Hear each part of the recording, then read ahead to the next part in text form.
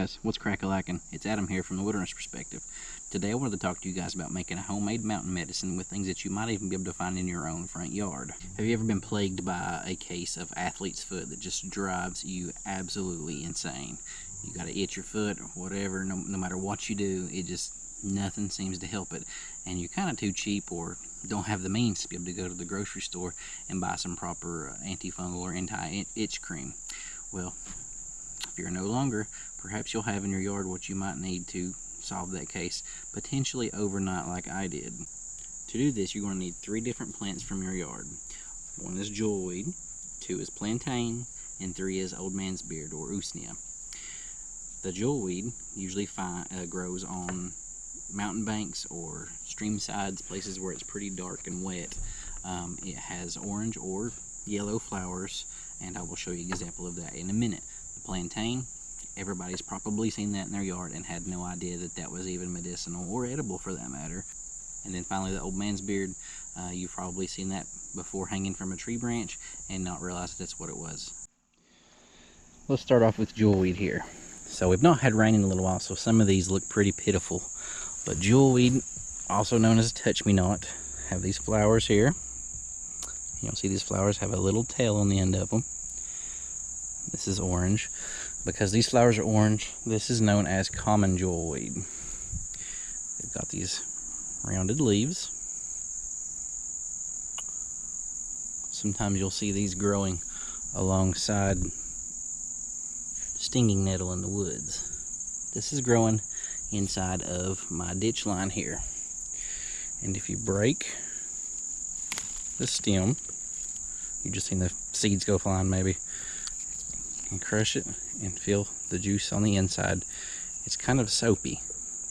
Now the insides of that wet part, that wet portion on the insides of those plants, it has an anti-itch and even anti-fungal properties. So you can use it as a poultice, you can crush it up and then apply it to the area that's itching, or you can do something else like I'll show in just a moment. The next one here is plantain. Everybody here has probably seen this in their yard. It's got these seeds going up this stalk here. It's got these rounded leaves with very prominent strings inside of them. Now, the reason I chose plantain for this concoction is that plantain has anti-inflammatory and properties and it accelerates healing. Here is some old man's beard up in my silver maple tree. Looks like it hangs on to my dead branches, but I don't pick it out of my tree. I pick it only when it falls onto the ground off of these branches that fall here. So I've already picked some here, and we're going to use this as one of the more important parts of the concoction, other than jewelweed, of course, being an antifungal and anti-itch. This is also, usnea is also an antifungal. Alright, so now that I have my 3 ingredients, I've got my usnea, old man's beard. I have plantain,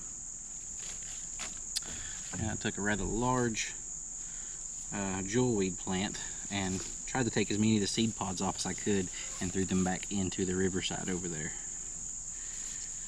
Now that you have these, be sure you have only those plants. Looking here, I have some morning glory winding through these. You're going to want to get that other stuff off of there. Now, morning glory does also have some benefits I've heard, such as being a painkiller, but I've not personally tried that out. So you want to stick with just what you know you're going to use for this particular purpose. So I've got a mason jar here, and all I'm going to do, I'm going to break it up into smaller pieces, stuff it down in there. And I like to get the thicker parts of the stem because I feel like that's where most of the juice is going to be from the jewelweed.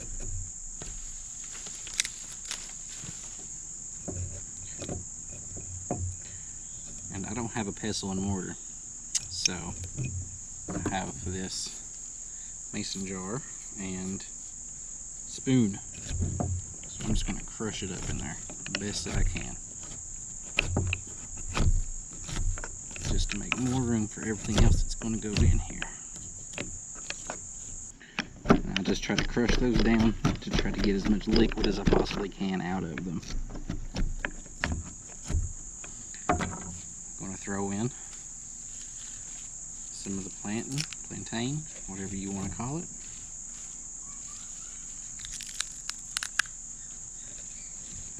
I left off the roots for no particular reason, just because well, I didn't have the roots last time, but I'm sure the roots are just fine to use. And I'm going to throw this usni in here, and the usni is pretty dry, but it's still usable, I have read, while it's dry. Continue to smash it.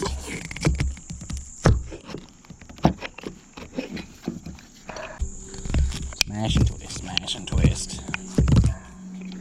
Breaking it up, squashing those leaves, getting as much of their juices out as you possibly can.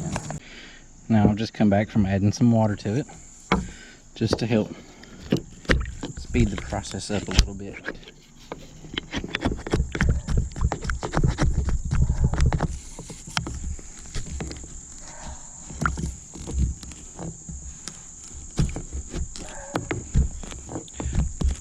But you just grind this up until you're satisfied with it. So once you have this nasty, nasty, ugly concoction squashed down to where you want it, then you can add it to a larger tub of water to soak your feet in. A second thought, is that maybe you could take all these ingredients and put them into a food processor and blend them up even better than I did, like a pestle mortar style. But add this concoction to the tub of water for you to soak your feet in, enough to cover the areas of your feet that are itching, of course, maybe 2 quarts to a gallon, something like that. Whenever I did it, I used hot tap water, but it got cold pretty quickly. So I would suggest maybe boiling a little bit and putting it into the foot bath, but don't burn your feet, of course. Make sure that it's at an appropriate temperature for you not to burn your feet. We don't need anybody burning their feet.